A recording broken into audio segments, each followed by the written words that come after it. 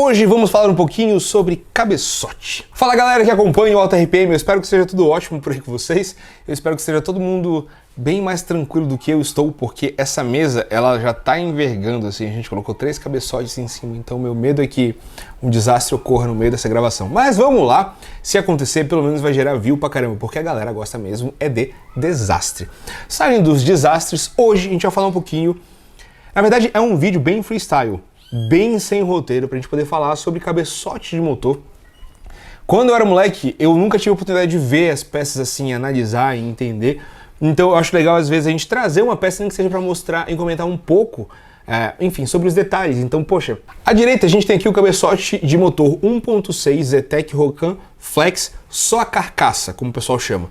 Ou seja, né, eu comprei o cabeçote, ele não tem nada, não tem válvulas, não tem a parte de comando, não tem a parte de tucho, nada. Então isso aqui pra gente montar partindo do zero. Aqui a gente tem um cabeçote que, por sinal, eu não vou mais usar. Se você tem interesse em adquirir esse cabeçote, mande um e-mail para blogaltarpm@gmail.com com o título Murta, quero comprar seu cabeçote. A gente estava vendendo pelo mesmo valor que eu comprei, foi 2K, se eu não estou enganado. As válvulas, tem 2 válvulas faltando aqui, estão bem ali, junto com os tuchos e tudo mais, mola. Mas aqui a gente tem um cabeçote motor 1.8, 16 válvulas, família 1 GM, tá? E aqui, um dos cabeçotes mais clássicos e conhecidos do nosso mercado, eu acabei de sujar a mão inteira, mas faz parte da gravação. Cabeçote motor AP. Diferença, a gente vai falar um pouquinho sobre o cabeçote em linhas gerais, né? E algumas coisas, alguns mitos e algumas noções. Esse cabeçote aqui que vocês podem ver, ele tem os dutos de admissão e de escape saem pelo mesmo lado. Isso aqui é um cabeçote unilateral que chama. Então é justamente quando a admissão e escape saem pelo mesmo lado. Normalmente quando a gente olha aqui, né, o coletor de admissão do motor AP ele fica na parte de cima e o coletor de escape sai pela parte de baixo. Esse é um cabeçote unilateral. Esses outros dois aqui são cabeçotes que a gente chama de fluxo cruzado. Então, por um lado você tem o escape, nesse caso aqui, e por esse lado você tem a admissão. Pô, Murta, como é que você sabe qual é a admissão e escape somente olhando o cabeçote assim? Primeiro, as válvulas de admissão, via de regra, tendem a ser bem maiores do que as válvulas de escape em um motor convencional. Por que as válvulas de admissão são maiores, sendo que, tipo, sei lá, depois que você queima, mistura combustível, o volume quer expandir e tudo mais, e as válvulas de escape são menores?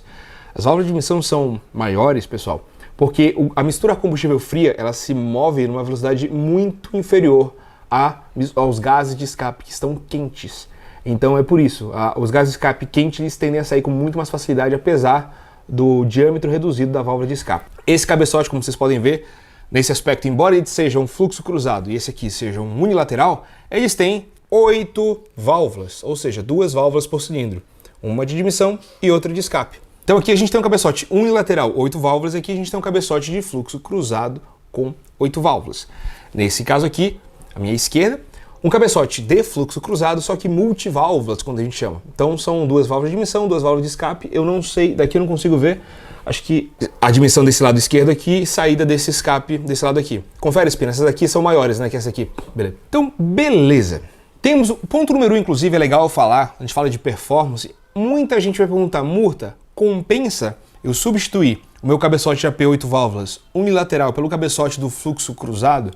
E para 98% dos casos das pessoas que não vão fazer alteração de fluxo de cabeçote, de comando de válvulas e tudo mais, para a grande maioria dos casos, não vale a pena. Porque você troca o cabeçote, você precisa de um coletor de admissão completamente diferente, um coletor de escape diferente, a adaptação do ponto ali do corpo de borboleta é uma adaptação chata e longa. E se você mantiver tudo original, existem sim algumas vantagens, só que são muito pequenas, mas muito pequenas. Então, o custo-benefício para você trocar um cabeçote unilateral, original, por um cabeçote de fluxo cruzado, sem modificar os cabeçotes, não vale a pena. Sim, o cabeçote de fluxo cruzado da Volks, ele é mais longo, então ele tende a favorecer ainda mais baixas e médias rotações. Você tem uma velocidade mais constante ali, porque um coletor é super longo, só que é uma questão de aplicação. Peraí, Murta, mas eu não entendi. Você falou que se for para manter os cabeçotes originais, não vale a pena. E por que vale a pena se eu quiser preparar o cabeçote? E aí entra uma parte muito interessante. Por quê? Dá uma olhada nesses tamanhos de duto de admissão e de escape aqui. Tá? Eles têm, como vocês podem ver, limitações físicas aqui de um canto para o outro. Por quê? Porque está tudo saindo do mesmo lado. É completamente diferente do que este caso aqui. Olha só o que a gente tem de saída de escape, o tamanho, e de área lateral para a gente poder trabalhar, e de admissão. Então, pessoal, quando você está falando de uma preparação de cabeçote, trabalhar com dutos e tudo mais, aí sim faz bastante diferença você ter o cabeçote de fluxo cruzado, justamente pelo fato de você ter mais área para poder trabalhar. Tem que ver, essa questão de trabalhar o cabeçote é extremamente complexa e delicada. Quando a gente fala de preparar um cabeçote, existem questões delicadíssimas. Algumas que entram em diversas contradições, e é verdade, não é verdade, vai para um lado, vai para o outro, e outras que são senso comum. Então a primeira coisa quando a gente fala de cabeçote, às vezes, é o quê? Equalização entre coletor e o cabeçote. Por exemplo, quando a gente, vamos falar de um coletor de admissão que vai casar com um cabeçote aqui, seja esse, qualquer cabeçote. E aí, o duto de admissão tem um diâmetro e, de repente, o duto do cabeçote tem um diâmetro maior. Isso não é bom. Isso já gera problema. Mas é menos pior do que o duto do coletor tem um diâmetro. Quando ele chega no cabeçote, o cabeçote é menor. Pessoal, quando a gente fala de fluxo, de respiração de motor, você não quer nenhuma obstrução. Você não quer nada que de repente mude de caminho abruptamente, porque isso gera turbulência. Nos dois casos gera turbulência. Um é pior do que o outro, né? Que é o caso onde o coletor de admissão, por exemplo, topa com um cabeçote menor. Nesse caso, esse salto, esse ressalto, essa imperfeição entre o casamento dos dutos, então nesse caso, pessoal, quando você tem esse ar que bate numa quina e ele muda de direção, ele gera uma turbulência que vai reduzir a velocidade dos gases, seja dos gases de escape, seja da mistura combustível, só do ar passando pela admissão. Então isso é delicadíssimo. A primeira coisa, lá nos Estados Unidos o pessoal fala de port matching, quer dizer, basicamente encaixar perfeitamente as partes. Mais ou menos como a gente fez há um tempo aqui no Alta RPM, casando a saída do coletor de escape com a turbina. Tinha um gap muito grande, a turbina ali era menor do que a parte do coletor de escape. Então os gases viram sair pelo coletor de escape e topar com esse degrau. Esse degrau ele é absurdamente prejudicial, seja na saída, seja na entrada de ar do motor. Então esse é um ponto principal. Tudo tem que casar perfeitamente bem. Como é que eu sei se vai casar perfeitamente bem o coletor com o cabeçote? Muitas vezes a gente passa graxa no coletor, encaixa ele no cabeçote, prende dois parafusos, tira e a gente consegue ver aonde estão os pontos onde há uma diferença ou não, né?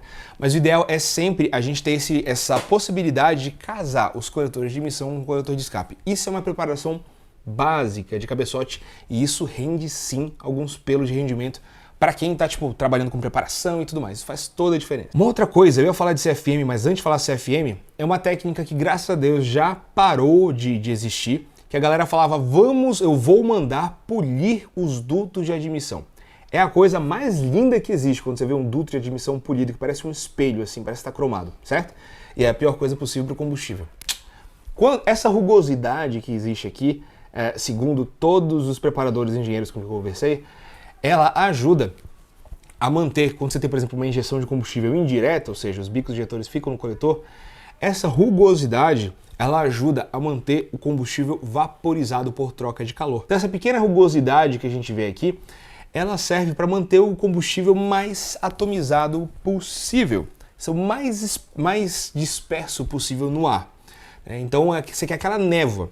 Quando você tem um duto completamente polido, ele ajuda a condensar o combustível, algo que você simplesmente não quer. Você não quer você quer sempre o combustível mais vaporizado possível e é isso que essa rugosidade permite acontecer. Quando você tem o duto polido, ele vai se condensando e aí você diminui e muito a eficiência do seu combustível, o motor consome mais, via de regra anda menos. Por sinal, todas as preparações que a gente fala de cabeçote, de comando e por aí vai, pessoal, para você ter certeza de que uma modificação deu certo, porque eu vejo gente falando, eu poli o coletor do meu carro e ficou perfeito, ou eu abri o coletor na mão e ficou perfeito. Existe uma coisa chamada efeito placebo, e qualquer ser humano, até os melhores pilotos e tudo mais, podem falar que não, acha que mudou, que não mudou, que melhorou, que piorou, somente achando. Melhorias mecânicas desse nível, a gente mede ou no dinamômetro ou em tempo em pista, e acabou a conversa. Não existe essa de, eu acho que, eu senti que. Eu já vi gente falando, não, melhorou pra caramba o coletor de escape assim, tal, XYZ, colocou no dinamômetro e perdeu pra caramba. Então, a sensação é uma coisa e ela pode ser completamente enganada por uma coisa chamada cérebro e empolgação, né? Então, esqueçam, ficou melhor sem medir, esqueçam. A chance de estar errado é muito, ou às vezes, melhorou pra caramba num ponto, a pegada inicial ali, depois é só perder. Então, é tudo muito delicado e, tipo, aqui no AlterPM a gente tenta trazer tudo de dinamômetro para ter certeza do que a gente tá falando. Então mantenha isso em mente. Ah, um amigo meu falou que, tipo, abriu os dutos de admissão e melhorou pra caramba. Provavelmente ele ferrou com o duto de admissão, ele tá simplesmente empolgado achando que melhorou o motor.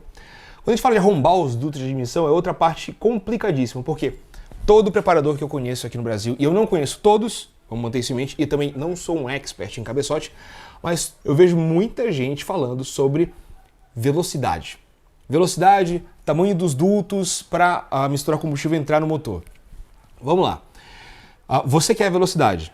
Só que tem um ponto interessante onde a gente vê, via de regra, esses, por exemplo, coletor de admissão para cá, para o Zetec ou para os 16 válvulas, ele vem num diâmetro e ele vai se afunilando conforme ele vai chegando para a entrada do cilindro, especialmente quando a gente fala de preparação. Pois bem, tem alguns motores de moto da BMW que fazem justamente o contrário. E eu não entendo como é que isso funciona. Eu acho que tem alguma coisa a ver com...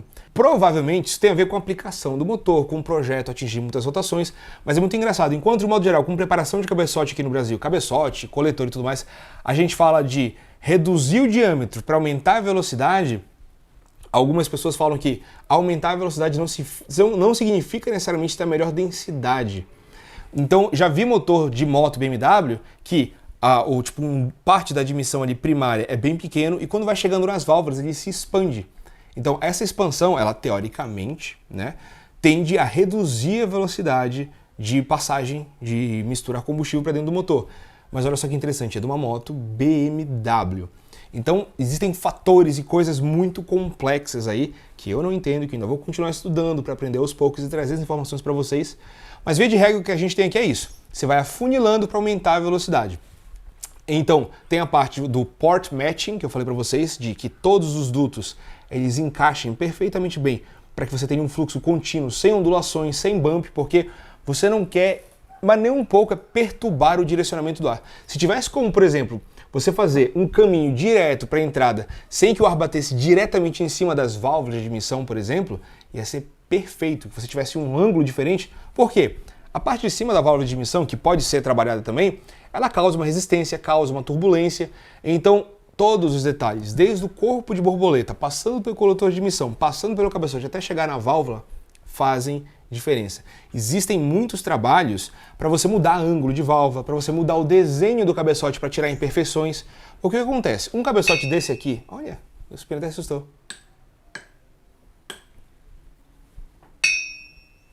Nossa!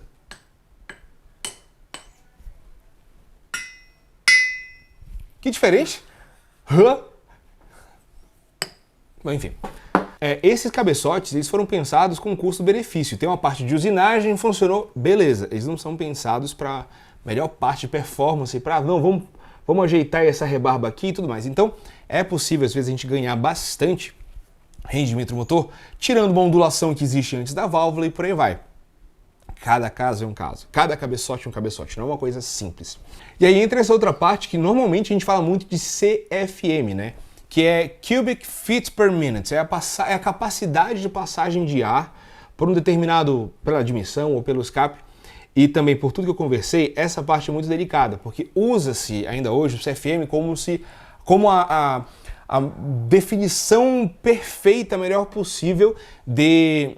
Porque assim, CFM é uma coisa difícil que usam o CFM até hoje como a definição perfeita da melhor coisa que existe. Quanto maior o CFM, melhor o cabeçote é. Depende, porque como tudo na vida existe aplicação. Primeiro, sei lá, o teu carro é de circuito, é de track day, é de hot lap, é de arrancada, é de subida de montanha, é de velocidade final. Beleza, tem esse ponto. Aí qual é o dimensionamento do motor? É um motor subquadrado, super quadrado, gira quanto, tem quanto deslocamento? Porque a grande questão não é somente o CFM. O CFM dá um lado da história, ele não dá a história inteira. Por quê? Às vezes você tem, eu já vi isso, já sofri com isso, um duto de admissão tão arrombado que em baixa rotação o carro simplesmente não anda, não tem força. Por quê? É tão grande a área e no meu caso era tão descompensado, porque tinha um duto de admissão pequeno e de repente entrava para um cabeçote com os dutos enormes. O carro era horrível, horrível de baixa rotação. Era muito ruim. Por quê? Não, tinha turbulência causada pelo gap, tinha pouca velocidade, então volta nessa história. O CFM desse cabeçote é incrível, tem 108 CFM. Eu falo, mano... E o carro era ruim de andar, ruim de andar. Até ele ficar bom, você já tinha ficado para trás de outros carros com CFM muito menor, entendeu? Então, existem todas essas delicadezas e conversas que a gente tem que ir trazendo mais à tona. A minha função aqui não é falar, faça isso, não faça aquilo. Minha função aqui é estudar, aprender, trazer informação para vocês e enriquecer as discussões, porque eu estou literalmente aprendendo enquanto a gente está fazendo esse vídeo aqui. A parte, como eu já expliquei antes, do cabeçote multiválvulas, ele tem uma área de passagem muito maior, via de regra, né, de mistura combustível, do que um cabeçote 8 válvulas. E não é somente isso, né? Não é somente o motor respirar e expelir a mistura combustível. Tem a ver também com o formato da câmara de combustão, que muita gente nem imagina, nem pensa na complexidade que isso é. A câmara de combustão, pessoal, ela está diretamente ligada, primeiro, ao combustível que você está usando e depois ao ponto de ignição. Vocês sabiam disso? O desenho daqui está ligado ao ponto de ignição. Quanto mais eficiente é um cabeçote, não só em termos de respiração e de exaustão, do que eu pesquisei, dos exemplos que eu encontrei, quanto mais eficiente um cabeçote, menor é o ponto de ignição. Então eu já vi muito exemplo, muito caso de cabeçote 16 válvulas com... Meu amigo, 3, 4, 5 vezes menos ponto de ignição do que um cabeçote 8 válvulas. 5 vezes, não é 5 graus. Só para vocês terem uma noção. Pô, Murta, mas como assim um cabeçote tão mais eficiente ao ponto de reduzir o ponto de ignição?